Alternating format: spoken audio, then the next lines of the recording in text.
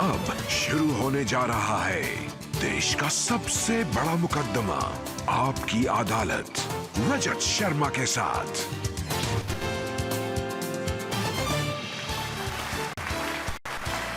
नमस्कार, आपकी अदालत में आपका स्वागत है। आपकी अदालत में आज पेश करेंगे फिल्म इंडस्ट्री की एक ऐसी अदाकारा को जिसने अपनी लगन से, अपनी मेहनत से अप्स और डाउन की परवाह किए बगैर फिल्म इंडस्ट्री में अपनी जगह बनाई, एक के बाद एक हिट फिल्में दी और अपनी एक्टिंग के झंडे गाड़ दिए। प्लीज वेलकम सेंसेशनल रानी मुखर्जी।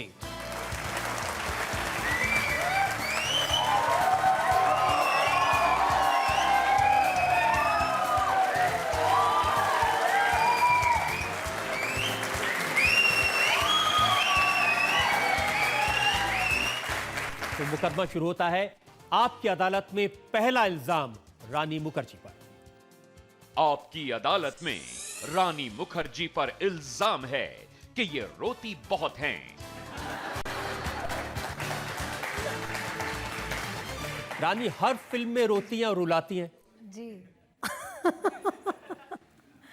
ये इल्ज़ाम बिल्कुल जायज़ है। ये सही है कि बचपन में आपके जो भाई हैं वो आपको बहुत रुलाते थे, घर पे भी, स्कूल में भी? बहुत रुलाते थे और मुझे चिढ़ाते भी है कि मेरे आँखों के यहाँ कुछ नल है जो 1 सेकंड में खुलता है और वहाँ से आंसू निकल आता है। तो मेरे घर में मुझे बहुत मतलब चिढ़ाते बचपन से ही कि मैं 1 सेकंड में रोने लगती हूँ। जैसे मैं आपसे अगर बात करूँ, मैं अभी भी रो सकती हूँ, लेकिन मैं रोऊंगी नहीं। लेकिन मैं रोऊंगी नहीं। मैं पूरी कोशिश करूंगा कि आज आपको रोने का मौका ना मिले।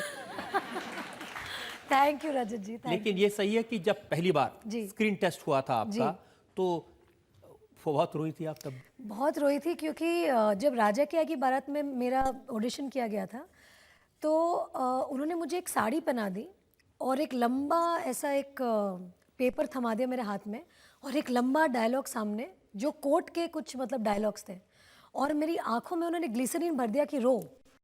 तो मैं सोच रही हूँ अभी ये कैसे फिल्म करते हैं और ये क्या होती है एक्टिंग, कुछ मुझे समझ में नहीं आया। और इतना ग्लिसरीन भर भर के मैं आंखें ना खोल पाऊँ, मुझे कुछ ना समझ में आए। और मेरी मम्मी चाहती थी कि मैं हीरोइन बनूं और वो स्क्रीन टेस्ट देखने के बाद मेरी मम्मी खुद गई प्रोड्यूसर के बाद और मतलब पास और कही कि आप प्लीज़ मेरी बेटी को मत लीजिएगा, वो बहुत ख़राब है, आपकी फ़िल्म डूब जाएगी, मत लीजिए, बहुत ही ख़राब है। तो उस समय ना मुझे कुछ पता था, ना कुछ मतलब एक्सपीरियंस था। I was just I think 15.5-16 years old. तो उस समय मतलब कोर्ट के डायलॉग्स और ग्लिसरीन आंखों में लगा के बोले रो। तो मैं नेचुरल एक्ट्रेस हूँ तो रोना तभी से नेचुरली आता है।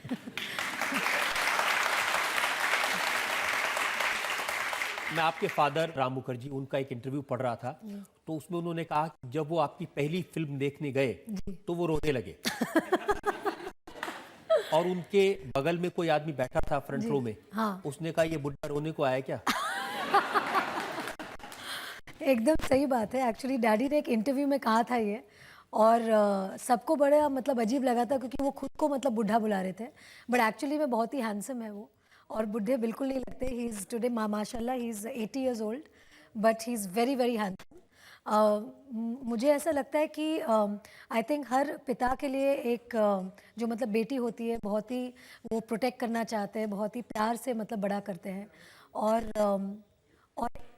ये वक्त था जब डैडी का सेकंड बाईपास ऑपरेशन हुआ था और उन्होंने इंसिस्ट किया था कि मैं सीधा आईसीयू से जब निकलूँगा घर जाने के लिए तो मैं पहले गेटी गैलेक्सी जाऊँगा और तुम्हारी पिक्चर देखूँगा।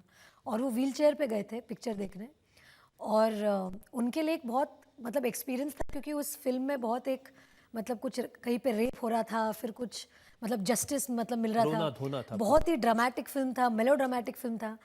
तो उसमें मेरे ख्याल से पब्लिक तालियां बजा रही थी, एंजॉय कर रही थी और तो आई think he was very proud. बहुत उनको मतलब खुशी हुई कि मेरी जो छोटी सी बेटी है वो अभी पर्दे पे है और मैं देख रहा हूँ। तो वो इतने रोने लग गए, उनकी आंसू ही नहीं बंद हो रहे थे।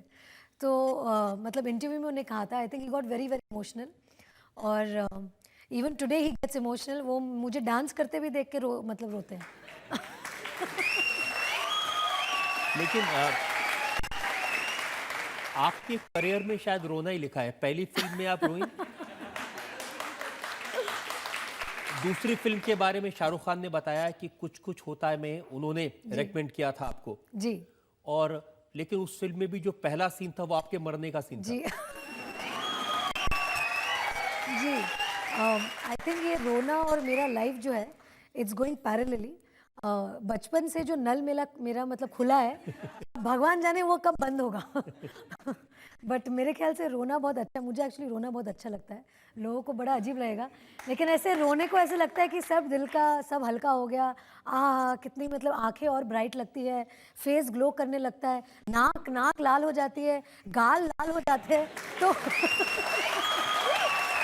तो मुझे ऐसे लगता है कि रोना चाहिए ना, बहुत अच्छी बात होती है। लेकिन रोना तो ठीक है, रुलाना आपकी जी फिल्में जी, देख कभी के खुशी कभी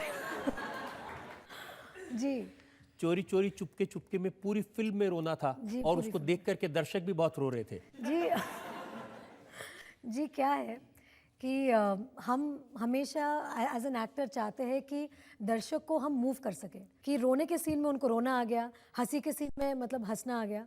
और मतलब कई लोगों ने ये कहा कि रानी तुम रोती अच्छी हो। अभी मुझे पता नहीं है कॉम्प्लीमेंट है कि ये बोलते तुम रोती अच्छी हो। मैंने बोला थैंक यू। सबसे ज्यादा आपने रुलाया फिल्म ब्लैक में, जी। बेहतरीन परफॉर्मेंस थी जी आपकी।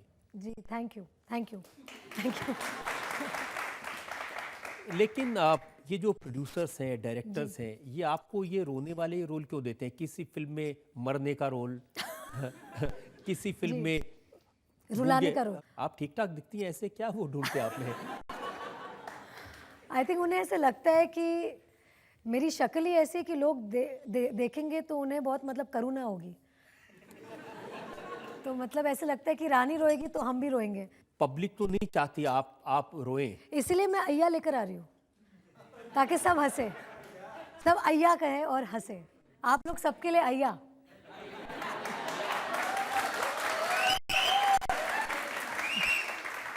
आपकी लाइफ का अय्या मोमेंट क्या है? अय्या मोमेंट आज है जब मैं आप सबसे मिल रही हूँ। Oh my अय्या God. What an audience. अय्या कितनी छान ऑडियंस आए हैं। आपकी अदालत में रानी मुखर्जी पर आरोप है कि ये सिर्फ किस्मत के सहारे चलती हैं। रानी पहली फिल्म आपकी वो हिट नहीं हुई थी, जी उसके बाद ये सही है कि शाहरुख खान ने रेकमेंड किया कि ये फिल्म रानी को दे दी जाए? जी जी जी एकदम सही है। मेरे ख्याल से उन्होंने मेरे राजे की आएगी बारात की झलक देखी थी। तो मैं कुछ एक्सप्रेशन दे रही थी जो उन्हें बहुत पसंद आया था। वो गाना ऐसे जा रहा था कि राजा की आई है बारात मेरे आंगन में। तो वो गाने ने मेरी नैया पार करा दी, क्योंकि मैंने क्या गाया राजा की आएगी बारात, तो शाहरुख जी को बहुत पसंद आ गया। और मेरे ख्याल से करण को उस समय उस रोल के लिए कुछ 8 मतलब हीरोइन ने उनको मतलब रिजेक्ट कर दिया था, तो उनके पास तो और कोई चॉइस था ही नहीं, तो I was the last choice. 8 hero ने रिजेक्ट किया। उन्होंने कहा कि हम शाहरुख और काजोल के बीच में कबाब कबाब की में हड्डी हड्डी नहीं बनना चाहते। जी, तो करण चाहते थे कि मैं हड्डी बनूं, तो मैंने उनसे पूछा कि भैया आप क्यों मुझे हड्डी बनाना चाहते हैं? तो वो बोले कि नहीं, आप बिंदास हड्डी बन जाओ, मैं सब संभाल लूँगा। तो मेरी मौत मेरी पहले सीन में करा दी, ताकि दर्शक को लगे कि ये तो है ही नहीं फिल्म में। एंड में तो इनकी मतलब जोड़ी होगी शाहरुख और काजल की, तो एक मास्टर स्ट्रोक था मेरे ख्याल से करण के हिसाब से, क्योंकि पहले ही सीन में बता दिया कि ये एक्चुअली हड्डी है, लेकिन एक्चुअली हड्डी नहीं है। लेकिन रोल वो मिला जो 8 ने रिजेक्ट कर दिया जी था। जी जी जी जी और- थैंक गॉड उन्होंने रिजेक्ट किया, मैं उनके बहुत आभारी हूँ।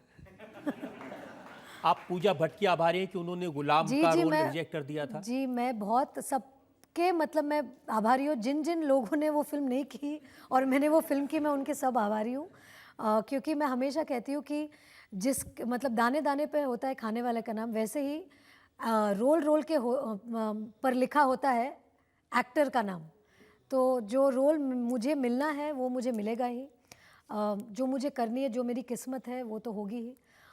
तो हाँ, तो बहुत सारी ऐसी चीज़ें हैं चलते जो चलते में ऐश्वर्या ने जी थोड़ी फिल्म करके बाद में छोड़ दिया था, फिर जी। आपके पास वो रोल आया। जी हाँ, वो तो खैर एक मतलब अलग ही कहानी है वो। शाहरुख जी के पास बहुत सारी जवाब है क्यों किस वजह से होता है, लेकिन मतलब जैसे हम एक्टर लोग होते हैं कि जब हमारे पास क्या फिल्म आती कहानी है, है ये तो बता दीजिए। अब ये बताना तो ज़रूरी नहीं है।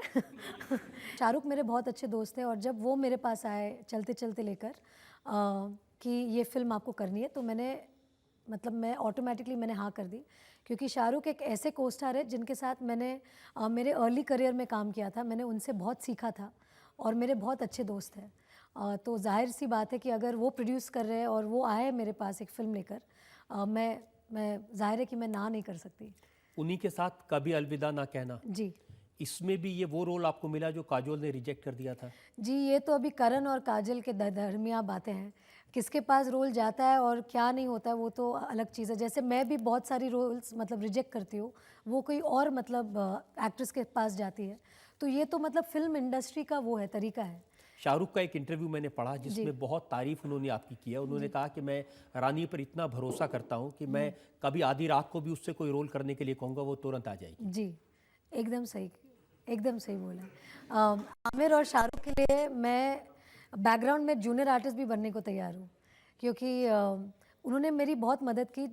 जिस दौर मैंने उनके साथ मेरी पहली फ़िल्म की, वो बहुत बड़े मतलब सुपरस्टार थे तभी, क्योंकि मैं बचपन से मैं आमिर की पिक्चर देखते हुए मतलब बड़ी हुई हूँ। क़यामत से क़यामत तक जब रिलीज़ हुई थी, मैं स्कूल में थी और उनको देखते हुए मैं मतलब बड़ी हुई हूँ। और उनके साथ जब मैं खड़ी हुई एज अ हीरोइन, मुझे ऐसे लगा कि बाप रे, इतना बड़ा स्टार मेरे सामने खड़ा है। लेकिन कभी भी ना शाहरुख ने ना आमिर ने मुझे ये जताया कि वो इतने बड़े स्टार हैं और मैं एक नई मतलब अदाकारा हूँ। तो ये चीज़ मेरे करियर में बहुत काम आया है कि मुझे ऐसा लगा है कि इतने बड़े स्टार हैं लेकिन इतना काम में इनका ध्यान है, इतने सिंसियरली काम करते हैं।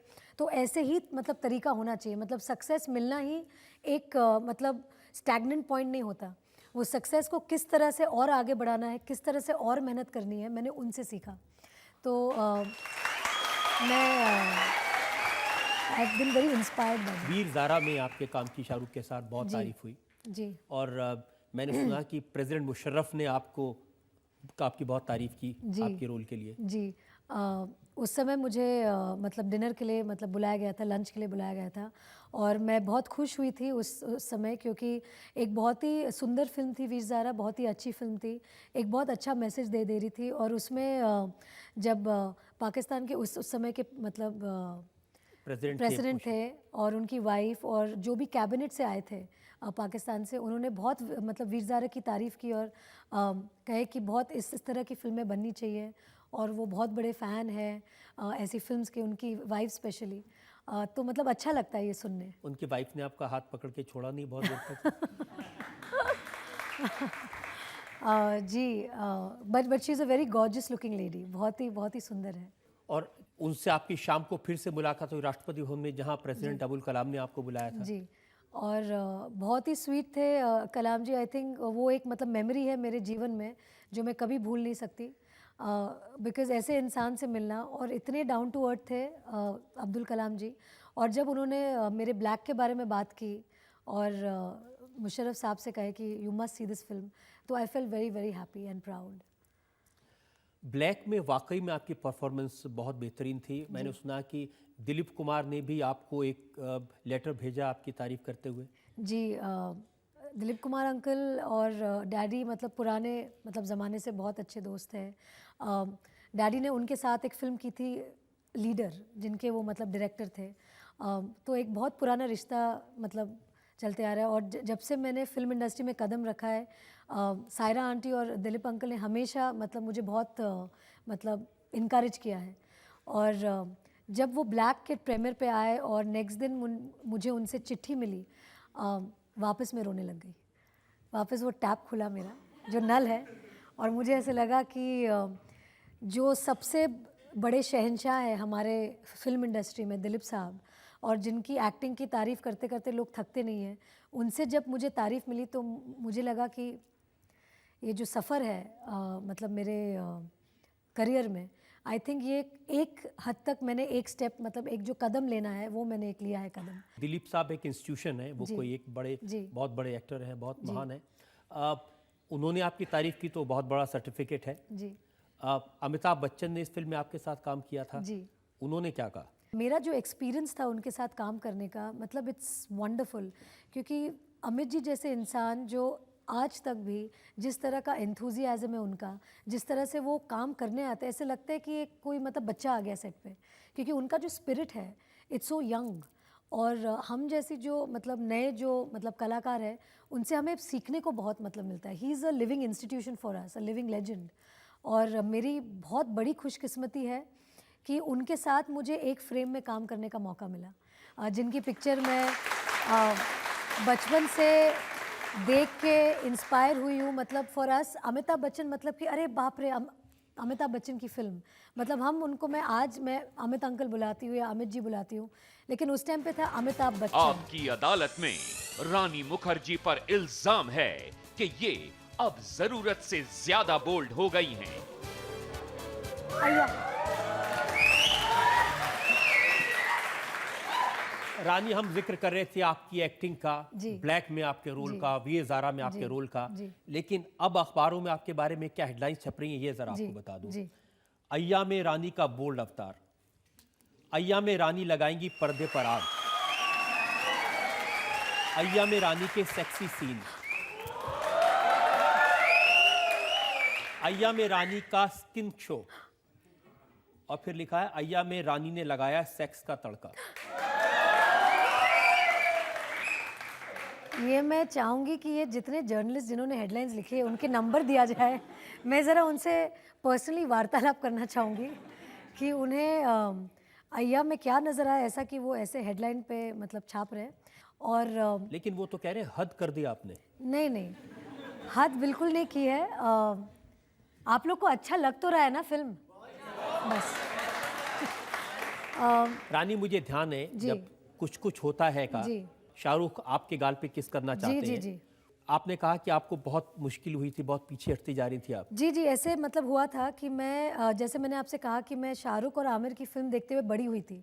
तो जैसे कि अगर कोई 5th 6th स्टैंडर्ड की मतलब लड़की जो आमिर खान को QSQT में देख के ऐसे उसको क्रश हो गया है, अब वही आदमी सामने खड़ा है, तो मैं अभी आमिर को देखकर मुझे शर्म आ रही है कि कि उसे देख के मैं सिर्फ उसके जूतों पे मतलब मेरी नज़र जा रही है, और मुझे आमिर कह रहे हैं आँखों में देखो, तो मैं बोल रही हूँ हाँ देख रही हूँ। उनको एक्शन बोलने दीजिए, फिर मैं आँखों में देखूंगी। तो उन्होंने मुझे सिखाया कि जब हम रोमांटिक सीन करते हैं तो आँखों से कनेक्ट करना बहुत ज़रूरी होता है कैमरा स्टार्ट होने से पहले, जैसे मैं अभी आपकी आँखों में देख रही हूँ।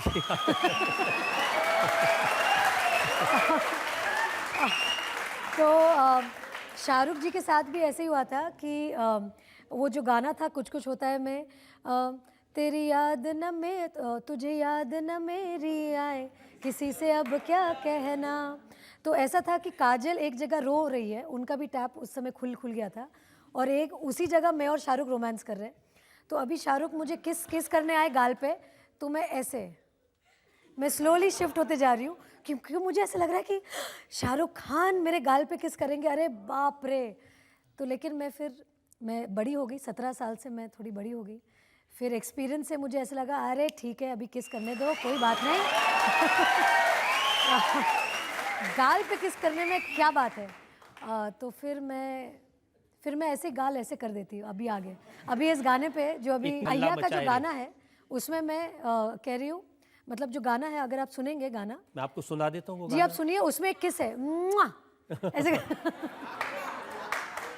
तो अब मैं बिंदास हो गई और हूँ, बोल भी ऐसे हैं, अगाबाई हल्ला मचाए रे, एकदम हल्ला मैं मचा रही हूँ। और हिरनी शेरों से शाहरुख से शर्माती थी, जी जी जी, वो रानी अब बेली डांसिंग कर रही हूँ। यानी सीरियस रानी से रंगीली रानी हो गई। नहीं एक्चुअली मैं बबली का जो मेरा अवतार था बंटी बबली में, उससे मैं एक कदम आगे चली गई हूँ इस अय्या में। बहुत ही मतलब शरारती है, मतलब मीनाक्षी देशपांडे, और वो अपने ख्वाबों में बहुत कुछ कर रही है। यहाँ पे वो मतलब खजुराहो पहुँच गई है इस गाने में।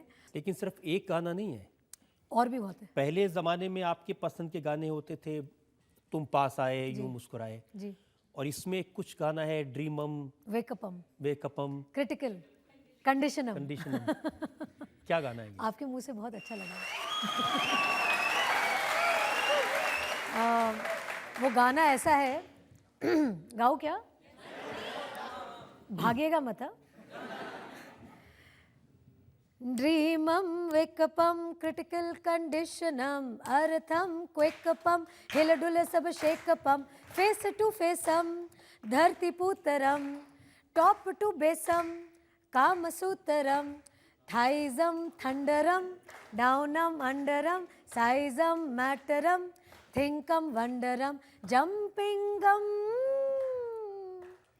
पंपिंगम थम्पिंगम थ्रॉबिंगम अन्य रंडे मून नाल और फिर जी ऐसा है गाना। बिल्कुल जमाना बदल दिया आपने। कहाँ मंगल पांडे में आप गाती थी तुम्हारी अदाओं पे मैं वारी वारी, जी। हर एक बात है जैसे मीठी कटारी, जी उससे चल के अब आप आ गई हैं अब मुझे हीरोइन बना देना। $1.25 चढ़ाऊंगी बदले में। ये एक्चुअली मीनाक्षी देशपांडे का जो मतलब एस्पिरेशन है, शी एस्पायर्स की वो एक हीरोइन बने। वो जूही माधुरी जी और श्रीदेवी जी के बहुत सारे सपने देखती है और अपने आप को उनके तरह मतलब समझने लगती है और चाहती है कि वो भी हीरोइन बने, जैसे मतलब हीरोइन लोग जैसे होते हैं। तो वो मतलब प्रे कर रही है कि मुझे हीरोइन बना दो, मैं $1.25 चढ़ा दूंगी आपके तो इस चरण में। इन सपनों के बहाने से 3-3 आइटम नंबर कर दिया आपने इसमें। मेरी फिल्म में भी मैंने अपनी फिल्म में डांस किया है और Meenakshi Deshpande as a person in the film is an item, गाने आइटम नहीं है। ऐसी कैरेक्टर है जो अंकल का भी मजाक उड़ा दे। आपने उसमें कहा कि पेड़ों के आगे बच्चन और पेड़ों के पीछे रेखा। नहीं नहीं, एकदम मतलब मजाक बिल्कुल नहीं है, उसमें कुछ नॉर्मल नहीं है, सब लोग वाकड़े हैं। हर चीज़ आप देखेंगे, मेरी माँ मतलब वाकड़ी है, पिताजी वाकड़े हैं, भाई वाकड़ा है, दोस्त तो वाकड़ा मतलब वाकड़ी ही वाकड़ी है, और जो रोमांस है वो भी वाकड़ा है, गाने तो वाकड़े हैं ही। लेकिन जब तो दे हैव टू गो वाकड़ा। लेकिन जब इस बोल्ड रूप में आपकी माँ ने देखा तो उन्होंने क्या कहा? मैंने कहा अय्या उड़े बाबा कि होच्छे कि भालो दुर्दांत तो फाटाफाटी। मैंने मम्मी सुना एक्चुअली मैं आपको एक मतलब मज़े की बात बताती हूँ। मेरी सबसे बड़ी फ़ैन मेरी मम्मी है, क्योंकि मेरी मम्मी इतना चाहती है मुझे, मतलब हर बच्चा मतलब हर माँ अपने हर बच्चे को चाहता है, लेकिन मम्मी तो सिर्फ मुझे ही चाहती है। मतलब कभी भी कोई मतलब डिस्कशन हो गया घर में कि कोई पिक्चर आ गई या कोई दूसरे हीरोइन की पिक्चर आ गई, मेरी मम्मी तो मतलब लाइक ही नहीं करती है, उन्हें बस मैं ही पसंद हूँ। तो मुझे बहुत अच्छा लगता है, कोई पसंद करे ना करे मम्मी पसंद करती है। रानी, आपकी बातें और ये लोगों की तालियां सुन के लगता है कि सब लोग ये फिल्म देखने जरूर जाएंगे। ये और मैं आपको ये वादा कर सकता हूं कि मैं भी कोशिश करूंगा ये फिल्म देखने। ये आपकी अदालत में रानी मुखर्जी पर आरोप है कि ये चुपचाप कंट्रोवर्सीज क्रिएट करती हैं। रानी, आप बगैर कुछ बोले चोरी चोरी चुपके ऐसे विवाद खड़े कर देती हैं। फिल्म इंडस्ट्री में लोग कहते हैं क्वीन ऑफ कंट्रोवर्सी है रानी मुखर्जी। अच्छा, नहीं पता था। आप इतनी इनोसेंट हैं जितनी आप बता रही हैं। जी जी, एकदम एकदम।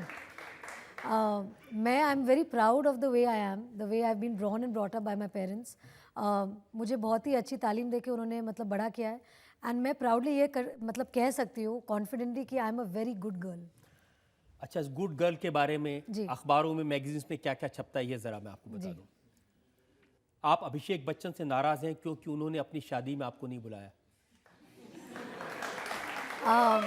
ये तो कोई बात नहीं हुई, क्योंकि मतलब शादी पे बुलाना जो है वो जो शादी कर रहा है उसका मतलब प्रेरोगेटिव होता है, तो दूसरा आदमी अगर नाराज़ हो जाए उससे क्या मतलब फ़र्क पड़ता है।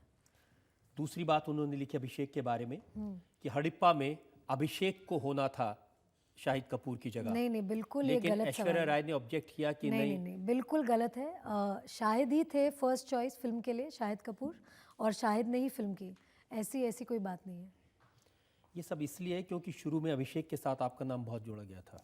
हाँ हाँ, नो प्रॉब्लम। वो तो हमारा नाम हर किसी से जुड़ जाता है, बस ऊपर वाले ने जिसको तय किया है वो आ जाए बस। वो जो असली चीज़ है वो वही है। लेकिन अभिषेक बहुत अच्छे को स्टार है, उनके साथ मैंने बहुत अच्छी फिल्में की है।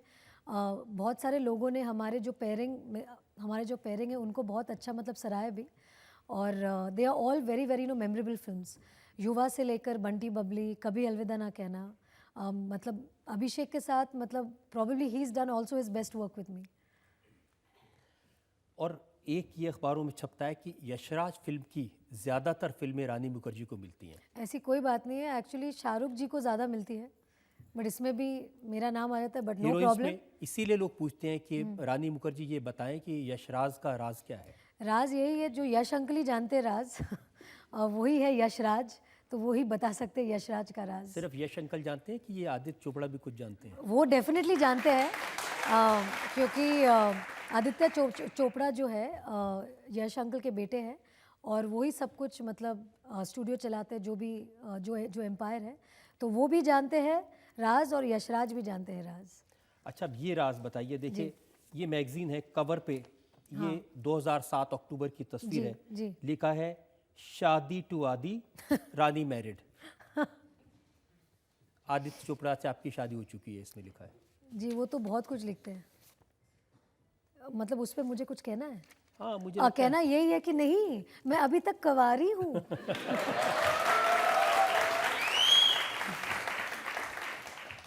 इसके बाद ये तो पुरानी बात है 2007 की। फिर अभी रिसेंटली जी जुलाई में 2011 में नवभारत टाइम्स में छपा कि साल भर पहले आदित्य चोपड़ा से रानी मुखर्जी की शादी हो चुकी जी, है। मेरा यही क्वेश्चन है हर जर्नलिस्ट के साथ, वो पहले तय कर ले कि मेरी शादी कब हुई है, कौन से साल में।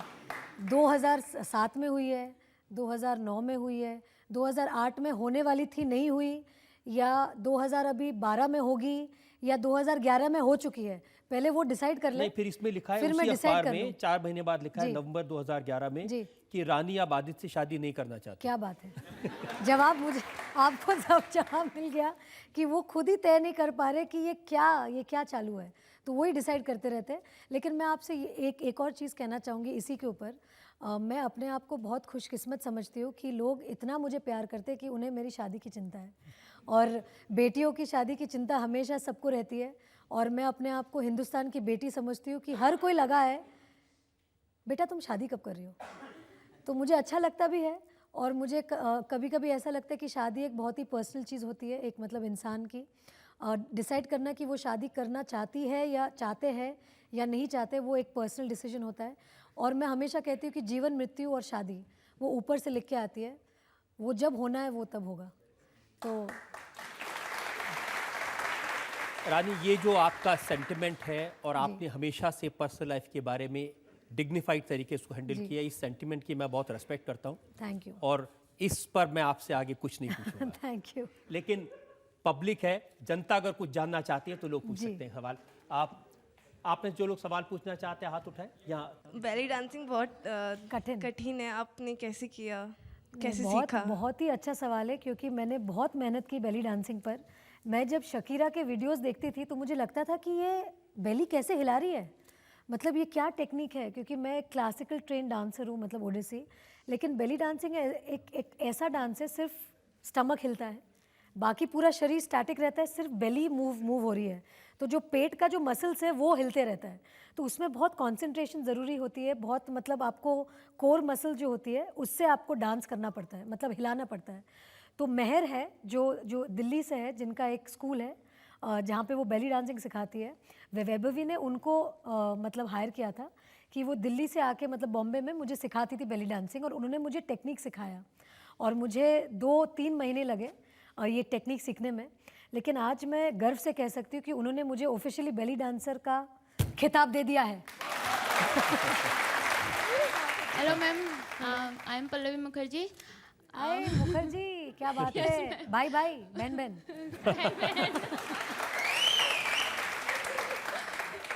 अच्छा मैम, अगर आप एक्टर नहीं होती तो क्या होती? आपका एक्सेंट कितना स्वीट है। Thank you ma'am. अगर मैं एक्ट्रेस नहीं होती तो शायद अब 2 बच्चों के साथ आपके साथ ऑडियंस में बैठ के किसी का इंटरव्यू सुन रही होती।